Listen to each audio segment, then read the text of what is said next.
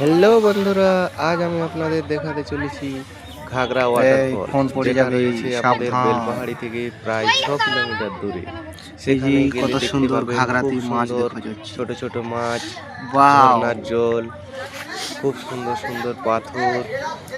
জলটা জাস্ট অসাধারণ। দেখার জন্য আপনারা চলে আসতে পারেন বেলপাহাড়ি হয়ে।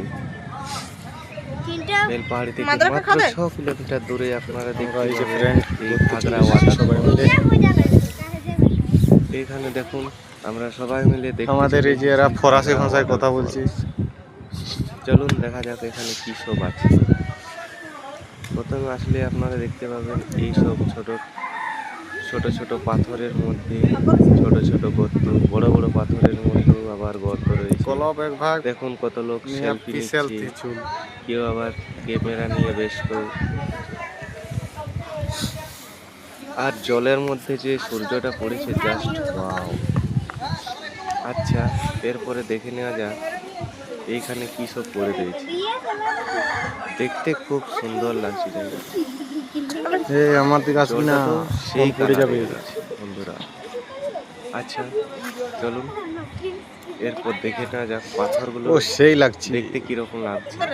দেখুন বন্ধুরা, যদি ভালো লাগে অবশ্যই একটা লাইক করে দেবেন আর সাবস্ক্রাইবটা করতে ভুলবেন না। চল। আবার এরকম ভিডিও পাওয়ার জন্য আপনারা সবার আগে আমার চ্যানেল থেকে পেয়ে যাবেন, যাতে আমি আবার নতুন নতুন কন্টেন্ট নিয়ে আসতে পারি। সেই জন্য আপনারা দয়া করে একটা লাইক এবং সাবস্ক্রাইব করে দেবেন, যাতে আমি আবার মোটিভেশন পাই। দেখুন পাহাড়ের মতো দৃশ্য কিরকম দেখা যাচ্ছে।